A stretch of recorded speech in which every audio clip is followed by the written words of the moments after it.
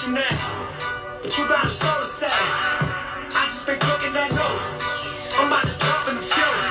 Think if I call it the game, the people gon' call it the truth. Bismillah Rahman Rahim, brothers and sisters. We're saying it loud and proud from the studios of WBON 1690, the Talk of Chicago. You are listening to Straight Words. Once again, every Tuesday night, we come to you live from 9 p.m. to midnight Central Time on the strongest voice for African-American black people right here in the city of Chicago and all over the world, WBON. It's April the 1st. I ain't tell you right now, you ain't listening to no fools on the radio. You're listening to the brothers that are black, strong, and unapologetically pro-Farrakhan.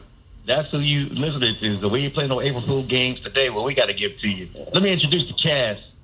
Some strong brothers who've been putting in work all over this country, prolific writers and editors. I'm talking about the editor-in-chief of the Final Call newspaper. He is none other than our big brother, Brother Naba Richard Muhammad. Assalamu alaikum, sir. Wa alaikum salam, brother. How you doing? Man, I'm feeling good tonight, brother. Feeling real good. And let's go to our other big brother. He's been putting it down for years. He's the mentor of our editor-in-chief. And this brother is a special man, a contributing editor of the Final Call newspaper. Give it up, my brother, James G. Muhammad. Assalamu alaikum. Just say I'm old, brother. Forget all that. Like, alaikum salam.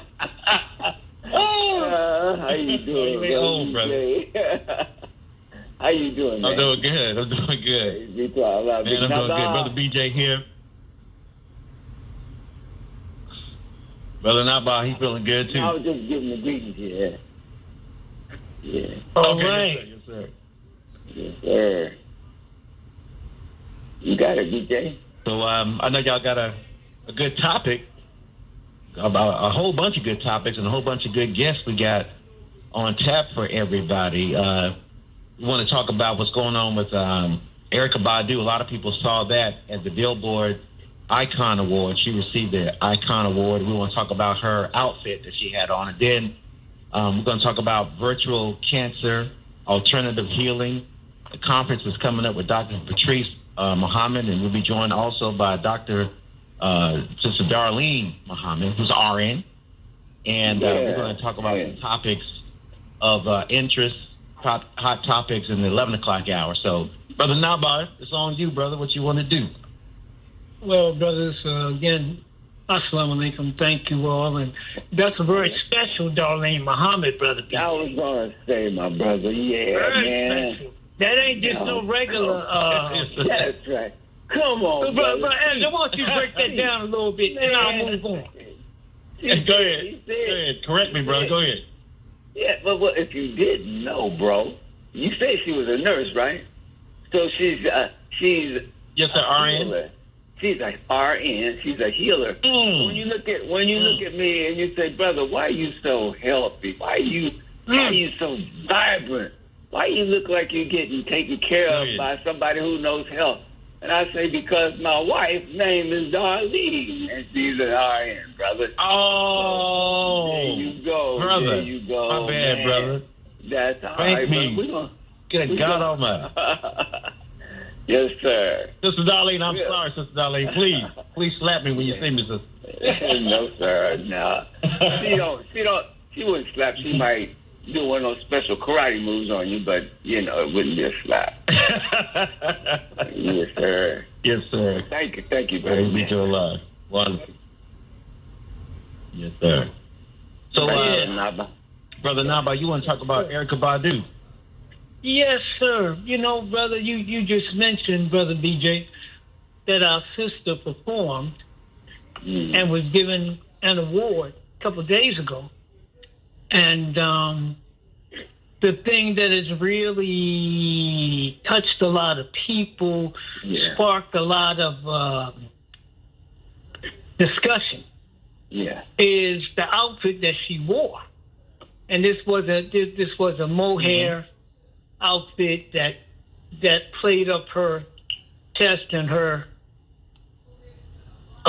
lower stuff, backside thighs, all of that. Yeah.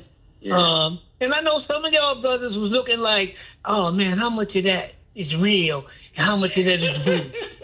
Yeah. I know they was. I know they were, but I'm just telling. And sisters, any sisters that are listening, I need you to help me out by calling in. Yeah. If you're listening, women in particular, because I done reached out to about at least 10, maybe close to 15 sisters, and I couldn't get nobody because this was a last-minute addition to the lineup. But I think it's a very important one. So, sisters, we want to hear from you, 773-591-1690. So there's been a lot of, and if you go to my X account, if you haven't seen at least one picture, you can either Google Erykah, Erykah Badu, and you will get an idea. But it basically played up her posterior and thighs and all of that. Yeah. So there's been a lot of discussion about whether she was mocking BBL culture. Mm-hmm. There was also questions about whether or not this was a tribute to Sarah Bartman. Yeah. This was one of our sisters captured by the Dutch in South Africa. Mm-hmm. And then she was put on display. Right. Listen to what I'm saying. Because of her features. Right. And in particular, her posterior. Yeah. And so there's a lot of discussion. I haven't seen anything yet where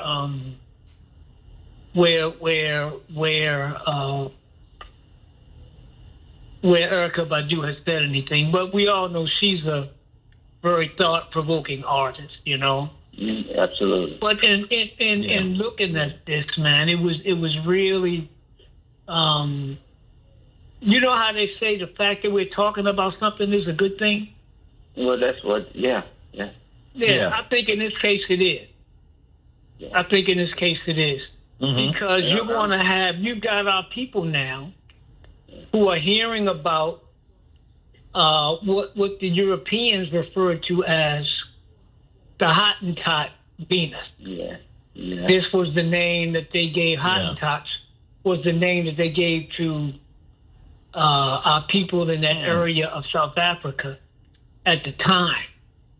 And they displayed our sister all over Europe. She was born in what is now in the Eastern Cape province in South Africa. We're talking about Sarah Bartman. And according to what I read, she was orphaned as a youth through the deaths of her parents. She later had a husband, although Dutch colonists murdered him. So she signed a quote unquote, this is what I'm saying now, quote unquote contract in 1810 to participate in exhibitions and attractions where she was basically put on display like a piece of meat. She was exhibited in places like London's Piccadilly Circus, and they would also give private exhibitions where white folk would be able to actually touch her, even though she had no ability to object. You know. So so these kinds of things, brothers and sisters, as well as asking a question about these BBL, Brazilian butt lifts. What is that on? Mm-hmm. How should we look at that? Because I don't look, brothers and sisters. I don't want to fail to remind us that we have had black women die from these operations.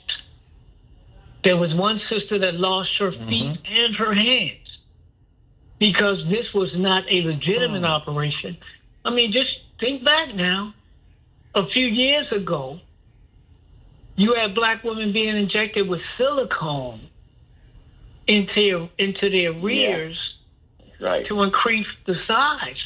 Yeah. People were very much harmed and hurt by that. So I think with what Erykah Badu and her music, you know, and she's always challenging. You know, she's done albums dealing with America and conditions here. So I thought this was a very powerful representation. Like I said, I haven't heard what our sister says she was going after, but you know, a lot of times for artists, times they say for artists they want you to take away from it what you take. Yeah, I'm glad she didn't.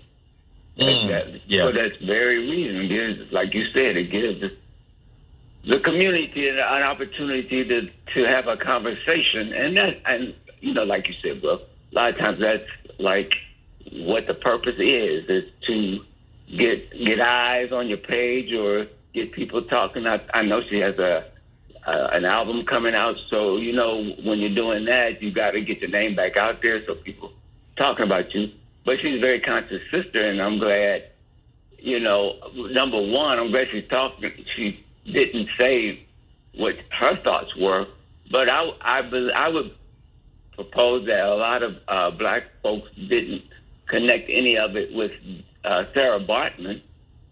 Some would, I'm sure, some who are aware of history, but most of our brothers and sisters, I would think, may just attribute it to the current fad, such as the BBL and you know what black women are doing in terms of style these days.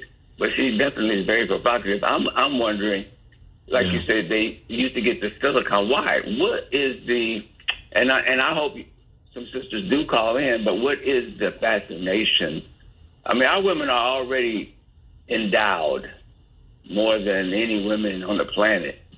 Right. So what is that fascination to even more endow themselves than they already naturally are in most cases? That's one answer. One thing I would love to hear spoken about. Yeah, sir. So sisters, call in. We want to hear from you. 773-591-1690, 773-591-1690. Me and my wife, we were looking at it, and my wife was saying that she thinks that Erykah Badu is an extreme creative artist because she makes people think. And that's what she's doing. She's making us think. And then when you were talking about the Venus Hottentot, what do they call attractive people today? They call the sisters hotties. Yeah. They call them hotties. So that's coming from, you know, back then in 1810s, brother, to today, you know? I saw something, I didn't get a chance to watch it.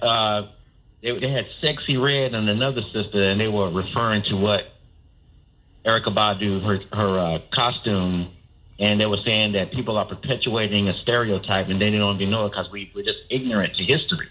We don't even know where we're doing that. I think we got a call there, brothers. We got Sister Melissa. Let's bring them on in. Melissa, come on in to WVON. Hi. 1690 on Straight Word. Yes. Hi. How are you? Hey. I haven't seen Eric the presentation that you're talking about, but I was just going to speak to why you all are saying women are doing it. Women are doing it because in my opinion, there are so many men who seem to only be attracted to that. So since women outweigh men, did I say right? Since women outweigh men, women are doing what we outnumber men. Oh my God, thank you. I'm driving.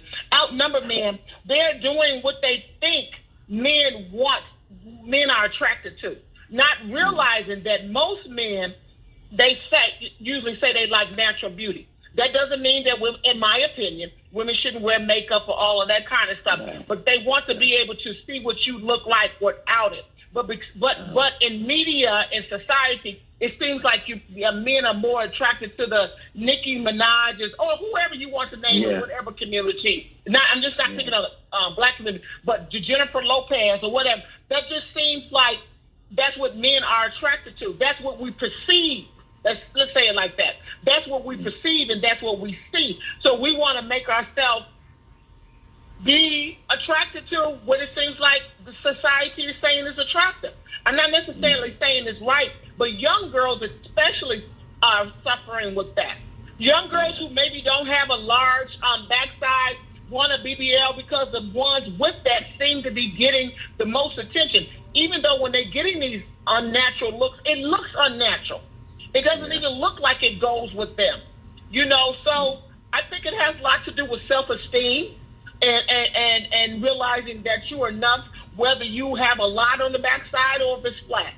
I think it has to do with self-esteem, but I also think it has to do with they're trying to attract the other sex. That's just my opinion. Can I ask you a quick question? I want to thank you for calling in. Is this your first time calling in? I'm a first-time caller to your show. Yes, sir. Well, thank you very much. We want you to call back. But I wanted to ask you. I wanted to ask you this. How much black women have always been over-sexualized? Oh, black women have always been reduced to the sum of their body parts, and this coming out of slavery and the exploitation of us as a people. You mentioned this before, but I wanted you to go a little bit, or if you will, what do you think that these types of trends, because of course, if you're looking at, you mentioned Nicki Minaj, you mentioned Jennifer Lopez, we could probably say Megan Thee Stallion and a bunch of people on reality TV. But they have all been rewarded, either for a look, whether it was surgically enhanced or whatever. How much do you think, and you mentioned sisters in the entertainment industry, where we know that these corporate folks will do anything to make money, and we know a lot of us really desire stardom, and we don't necessarily have a good idea of ourselves or a good idea of the business. So we do things. How much it is that we're seeing, how much do you think? Or is any of that also related to entertainment and artists being put forward, whether they want to be or not, being put forward by these companies, record labels, etc., as, in a sense, role models? How much do you think that plays in this? I think some of it may play in it, but can I just go back a little bit? I think, because I'm an educator, and I really think it has to do with us not knowing our history and not knowing this is what has been done to us. So just when you mentioned the young lady, I remember my daughter wrote a paper about her, but how many young people, and I feel like I'm an old woman, but how many people under 30 even know that happened? Right. So when we erase history and we don't have any context about what has happened to our people and what has been done to our people, even going back, let's talk with the transatlantic slave trade, that there was no, you had no autonomy of your body, male or female. Just so we talk, so we right. Male or female, because it happened. Outrageous things were done to men as well. So when we don't know that, then we have no agency. We have no we are viewing stuff. We are viewing something through a skewed lens. It's not reality. And then the flip side of it, some of these women who are naturally curvaceous, people don't believe that that's naturally them because we got so much stuff with injections. All of these women don't have implants. All of these women don't have some of this because, as you said, we've had that since history. I mean, a lot of us have. I'm one of those ones who do, but my daughter isn't, right? So, and because she's comparing herself to what she sees everybody else is, that's not natural. See, we didn't move. If it was natural and this person was built like that, that was fine. But you can't even tell which one. I'm not going to say Megan Thee Stallion is not natural. But because there's so many people that's not natural, and we don't know what to do. And then the other point that I'll say quickly, and I'll let you all go to the next column, what I try to tell young people is this person is walking around with pink hair on the stage, like you just said, they're being paid. You walking around with pink hair, you're not going to get employed. So we need to understand the difference. And we don't understand the difference. We don't understand the difference that this is entertainment. This is not reality. You walking around with your nails 5 inches long, nobody's going to hire you. You know, or they're not going to take you seriously. The people in Atlanta Housewives doing it, they already got their money. And so we are not able to separate reality from entertainment. And I think that's where the problem is. We're not able to. And the other part is social media. They spend so much time looking at images that have been, what's the word you all, when they do stuff to photos, right now the word escapes me. Yeah. The images that's not, Enhanced. thank you.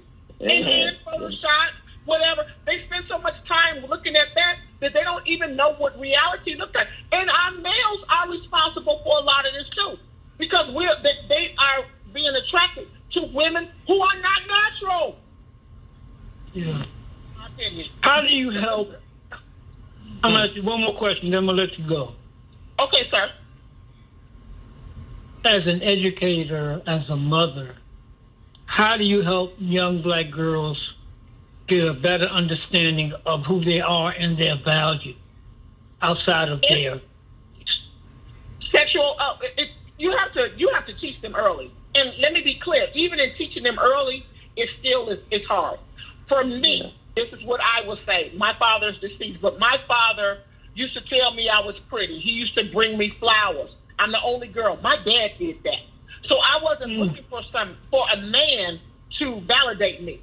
Guys used to say that I wasn't easily impressed. I didn't act like I wanted to be chose. It wasn't that. It wasn't, I just didn't need you to validate who I was. My father had told me I was beautiful. My father said that I was pretty. My daddy said that. So I came up with that. So with my daughter, I did the same thing. Even though in this age of the constant thing with the phone, it is more of a struggle. I read to her, my black is beautiful. I love my hair. I did all of that as she was a little girl. But as she's grown up, I'm fighting against what they are seeing on media. Yeah. It's a fight. Yeah. It's a fight. And I constantly, now that she's even in college, I always tell them, you're beautiful. You got the prettiest eyes. Your hair is this. You have to continuously try to uplift them. To me, it's a constant thing. It's not one and done. That's just how, I don't know if that helps, but that's my opinion. No, it really does, sister. Thank you for calling, and we hope you'll continue to listen and call in as well. Thank you very much. Thank you for allowing me to speak. All right. Absolutely. Absolutely. Thank you, sis. Bye-bye. All right. We got some more callers, brother. We got Sister Margaret and then Sister Tawan. You stand by. Sister Margaret, go ahead. You on WBON Straight Words. Go ahead and talk to us. Good evening, and thank you for taking my call. Assalamu alaikum. Walaikum salam. Walaikum salam. Thank you, and also happy birthday to WVON, being 63 years old today. 62, yep, I think it's 62, right? But go ahead. Yes. Okay. Well, I know they were founded April 1st, 1963, the history that was given to us, the date. Yeah. And the sister that just spoke is most correct. Yes, she is. Also, it depends on the culture you're coming from. In Africa and in the Caribbean, not as much. I see their beauty, how they're born, is accepted more or less. If you're one of African descent, one is not made to feel bad about how they look, no matter their height, size, or skin color. In Africa, I don't know about in the past, but I know as of late in some countries, because of a tendency to be drawn towards European standards, women are even using, as in the United States of America, skin lighteners to lighten their skin, not necessarily because you may have a blemish from a pimple that you're trying to bring to the color of your skin, because the pimple may make your skin darker, but trying to just lighten their whole body shade. Yeah. Using fake chemicals.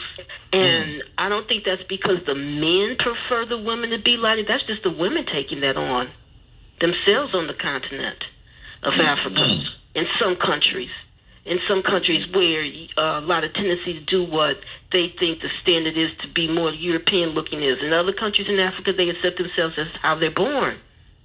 In some cases, when it comes to their looks, they're not trying to add cosmetic surgery to their lifestyle. And like she said, now it also depends on what you're doing. Now, I took ballet. I was put in ballet at a young age because my mother saw I dance quite a bit. Well, in some dance schools, if you go to a European trained school where the teachers are considered Caucasian, being heavily endowed is shunned upon. Mm-hmm. And at one time in high school, I even considered having breast removal surgery. Mm-hmm. Well, I'm glad I didn't, because I became a mother and did breastfeed. And I don't know how that would have, how that might have been had I. But in any case, I probably still could have, because I didn't have any implants, preventing the glands from, producing milk. But, a large derriere, heavily endowed upstairs, where the mammary glands are made for producing milk for breastfeeding. Those things are shunned upon because the body is supposed to be as slim as possible in dance and in modeling at one point. So sometimes you may have a mother telling you look beautiful and relatives that think you are, but if you're in a dance culture, ballet, the dance teachers may not think that way of you. And so now you're not accepting your body the way it is, but by the standards of what the art may be asking for. Would you say that was coming from the Caucasian teachers? Does that also include some of the black teachers of dance? If you're in a dance class where there's a black instructor, would they have those same? Yes, some did. Yes, some did. Some black dance teachers did. There's one dancer. Well, when the dancer was trained by the black teacher and went to audition for European companies or companies taught or, owned and directed by whites, those companies did want the black dancer to have breast reduction surgery, but the dancer themselves decided not to, adhere to their standards of what the company wanted their body to look like. So I don't know if any black dancers necessarily, teachers or instructors saying get rid of what God has given you, but they may have trained the dancer that went on to other companies, or other companies considered the black dancer that were white owned. Okay. But that dancer in particular kept what they were born with. And things like the dance teacher's stick, may be used to tap you, like pull in, tighten up, pull in. Well, I realized it didn't matter how much pulling in I was doing, God gave me what God gave me. So I was never going to be flat as a board. Yeah. And so, and sometimes using a band to tighten you up so that you're not, to keep you flat or looking on top when that's difficult. So body acceptance is a difficult problem for women, even when you do have positive enforcement at home. You may go out into the world that's asking you to look another way. Even, I think it was a white teacher maybe that on the job was considered too sexy to be a teacher because of the natural assets that they had. Mm-hmm. And there's where you have to dress down and play, wear your clothes a certain way, whereas another teacher can put on a female teacher can put on an outfit that will fall on their body differently, so they'll look differently. So you have to be so careful how you dress. I know I've been a classroom teacher. As a classroom teacher, depending on the assets you have. Yeah. So, but I didn't see the show. I didn't see the program. But I know Sister Badu is controversial she is a woke woman. She is very woke. Absolutely. Okay, Absolutely. and thank you all for your program. Wait. Don't go nowhere. Don't go nowhere. Don't go. I want to try to keep it for a minute. Mm-hmm. Because I think if we listen to what you said, and brothers and sisters, I hope we're listening. Why was the white standard thin, long neck, flat in the back, flat in the front? Because that's what those women were. Right. So their society and pale. Now they weren't necessarily the objective. They weren't necessarily the objective standard of beauty. But they were the standard of beauty in their societies where these aspects of who they was played up, right?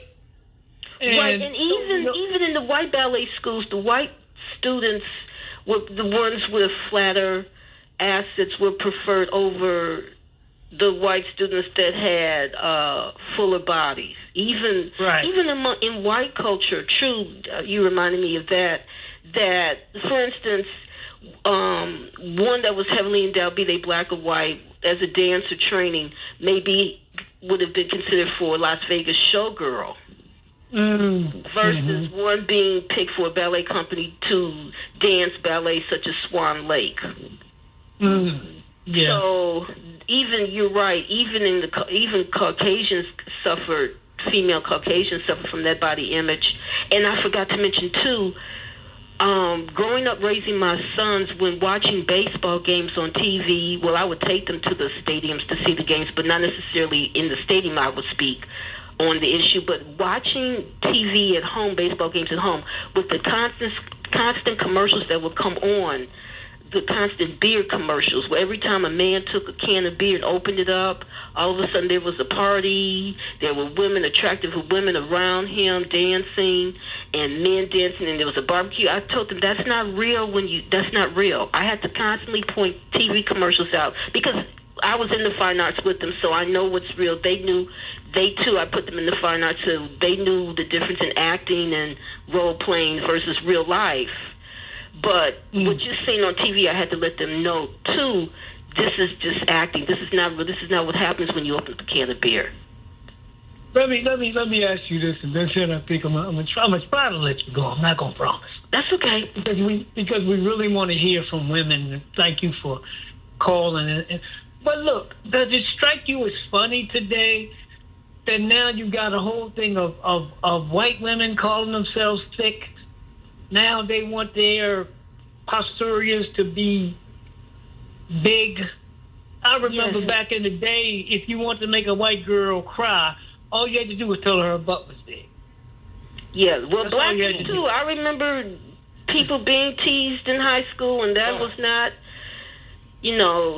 that was something that would, right. And so, yes, you're right, because in other words, what was projected as the so-called standard, and one was made to feel bad about what they had as black women.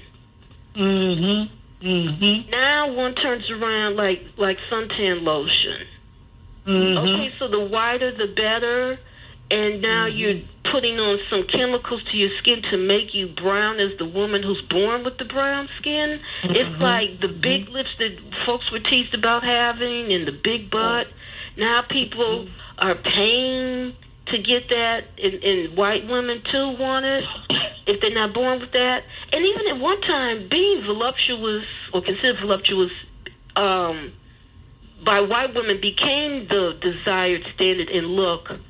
After, yes, the Miss Hottentot woman was paraded around as, look at this, like she's something exotic and so then the style of dress in the 1800s started where they started wearing the tight corset in the women's dress to pull in and to puff out their upper body chest.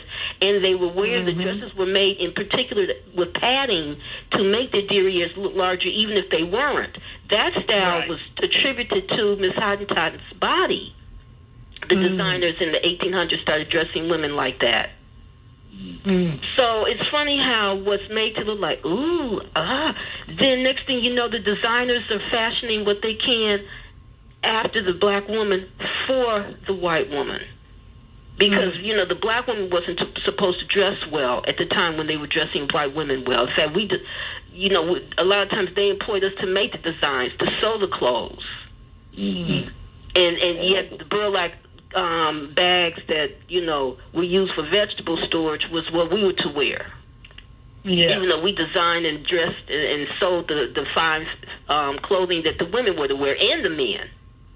Yes. Taking it all back to slavery, even the houses that were designed in this part of the world, the United States of America, and for white people living in the Caribbean, we as black people designed those homes with the architects and the builders, cutting down the trees, sawing. They had sawmills. They had a whole everything on each plantation and built the homes. Our hands built the homes. The black hands were on hands and knees building those homes that we weren't allowed to live in, only to work and serve in. So the history does go back to slavery, because in Africa, one dressed according to the conditions, the climate that they lived in.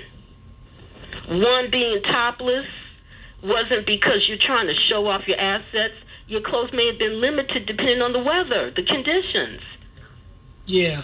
And the lifestyle one had. And then one comes into the continent to make one feel bad about how they dressed and looked, and then you're going to take those same people and say, oh, we're shunning you how you look, and then come over here and then have strip clubs. Right.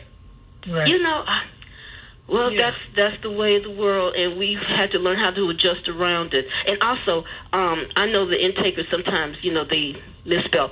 My name is Marguerite, which is the English version or the French version of Margaret, but yes, it's Marguerite. And I've called in before, and I do listen quite often, and I've told many about the program.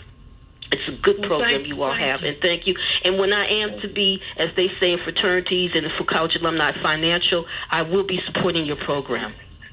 And I just do so as best I can without having an income coming in at this point, by at least telling people, listen. Because however many listeners are listening, that one somebody else may be able to send in support, even if I can't. But listening is also key. And thank you. And there's a big way. There's a big way, Sister Marguerite, that you can also support. One, of course, biggest way, your prayers. Number two, if you go to either Spotify or YouTube, if you find us on Spotify or YouTube. Spotify with Straight Words Defending Farrakhan, and on YouTube with Straight Words Media. But I think if you just kind of Google Straight Words Media, you will be able to find those, because God willing, this show will be up tomorrow for people that couldn't hear it live. But if you could go to either one of those sites and subscribe, that's a big help too. Oh, thank you, Sister Marguerite. And thank you. And thank Marguerite, you. I'm sorry. Yes. Thank you. You're welcome. And God bless. Thank you, Sister Marguerite. You're welcome. God bless. Before we go to Sister Tawan, I want to read something. Sister Marguerite mentioned it. This is a piece by Iman Cooper. It is called Commodification of the Black Body. Sexual objectification and social hierarchies during slavery. So one, if we consider this, brothers and sisters, I'll give you this example. When the Caucasian came to Africa, he didn't say, I just want to get your body. He didn't say, I want your land, and I'm willing to do anything for you to get it. He said, I wanted to make you Christians. And that is what opened up the slave trade in the first place. So this kind of double dealing and falsehood to justify evil. That was my point. Falsehood to justify evil. So if you want to control black women's bodies, if you want to rape them, if you want to sexually abuse them, then what do? You portray them as beasts. You portray them not as human beings who want love and affection and the right to choose who they give their love and affection to. No, you paint a very false and dangerous picture of black women to justify the abuses that you heap on them I wanted to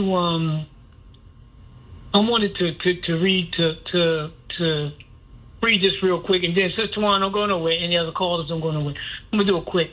This is again, Commodification of Black Bodies by Iman Cooper. She published this in 2015.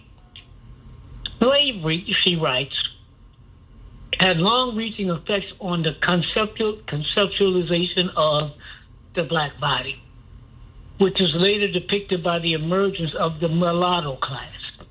You don't get a mulatto class, brothers and sisters, unless the slave master is raping black women that are female slaves, okay? That don't just occur naturally. So getting back to what she wrote, white slave masters executed their perceived right under the creation of commoditized black bodies to sexually abuse their slaves, producing mixed race or mulatto children. Social, religious, economic, and political factors allowed the sustained commodification of black bodies to occur. And I would say that has never stopped. It happens now in entertainment. I would say even even in sports, male and female. Why do they call a black man who is a great football player, basketball player, why do they call him a stud? That's a kind of horse. Why do they call him a beast? Right? So this same commodification, this same dehumanization of black folk that started under chattel slavery continues under mental slavery. Go ahead, brother BJ. All right, Sister Tawan, go right here. You're on WBON 1690, the Talk of Chicago. Go ahead, sister. Assalamu alaikum and Eid Mubarak. I just wanted to say, I'm glad you're having this conversation. Well, I always read I would just research Sarah Barton, and one of the things I did want to say about that is if she was not an anomaly, then they could have had anybody from any county, and they wouldn't have had to have her go from place to place to place to place to place. They could have just took any black woman off the street. So all black women wasn't that much endowed as she was. She was an anomaly. And so that's why they needed her. And the other thing I wanted to say was how, our bodies are used for so many things. We have to think about Henrietta Lacks and the healing cells.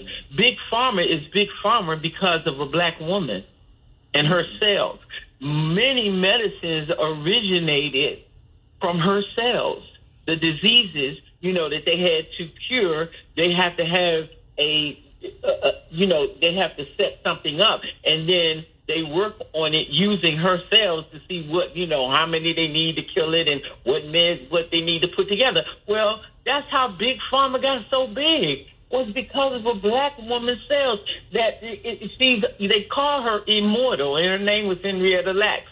But the other thing about the big bottoms was, as the sister did mention it back in the 1800s, well, when they went to Africa, the white men were so over the African women's bodies that they saw, and they went home and was telling their wife, and they took they took a couple of them women with them. Well, they didn't show it all the time, but they took those women with them, and they had those women make them clothes with their bottoms looking like they're cinching in their waistlines, and having their bottoms look huge like that by putting bustles in the dresses.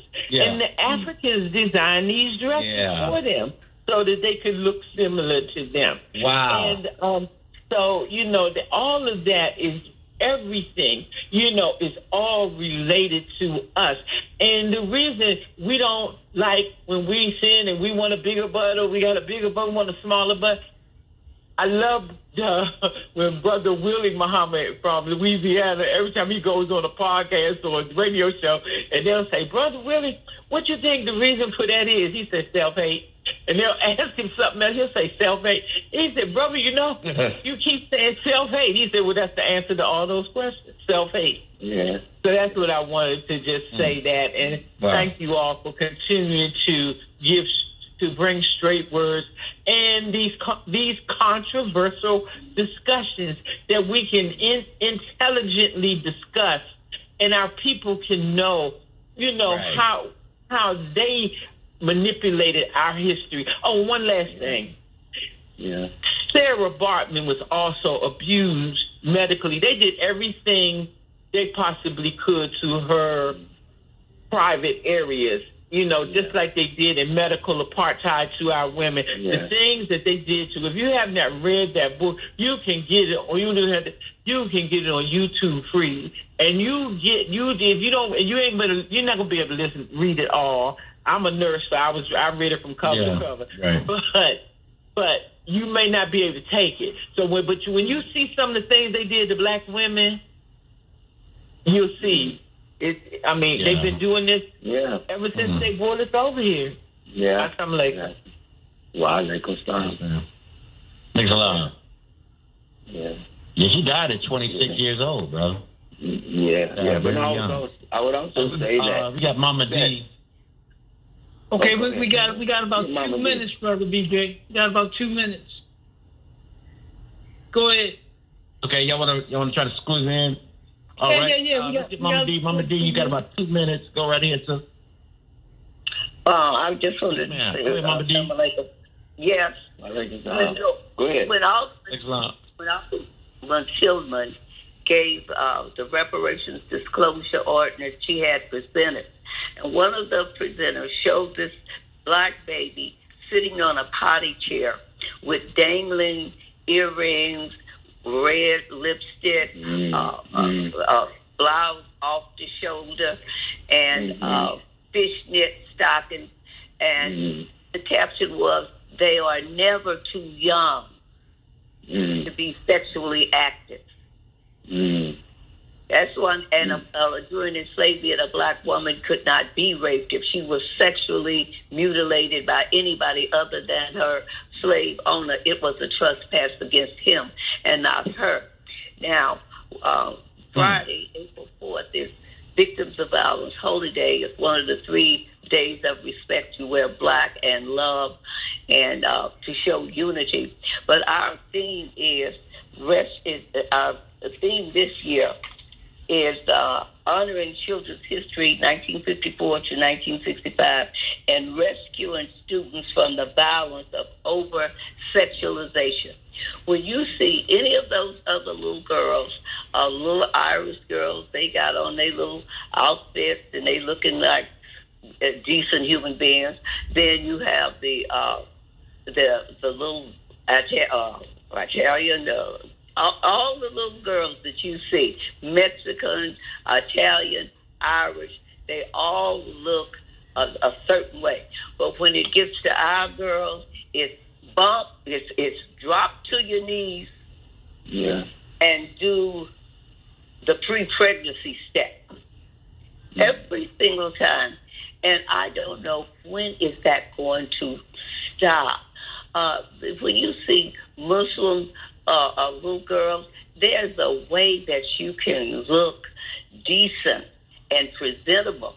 But we are allow this to go on decade after decade. Our little girls being over-sexualized, and yes, ma'am. I guess my two minutes is up.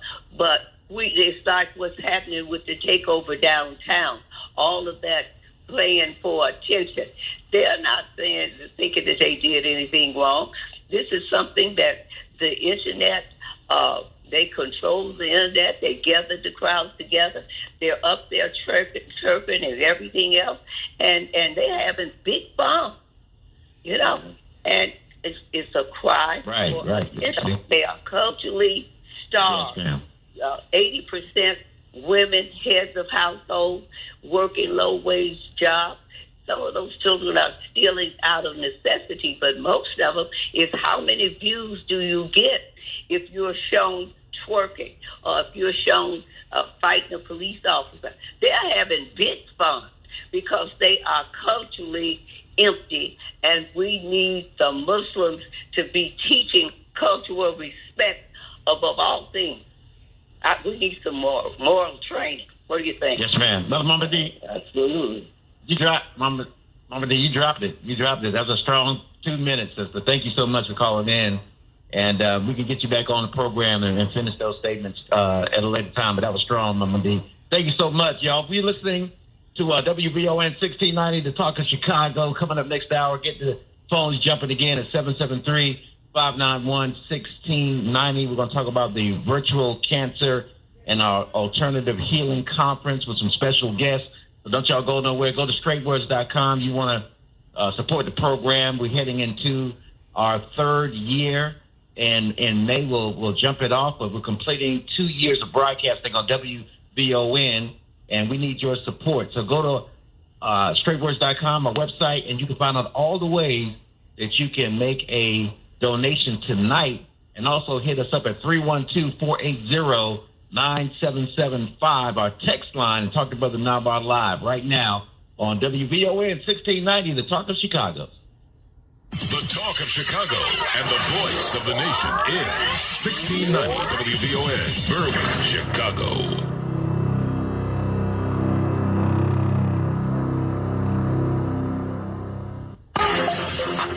I'm Vanessa Tyler. And I'm Mike Stevens on your home for 24/7 news, the Black Information Network. A city bus driver behind the wheel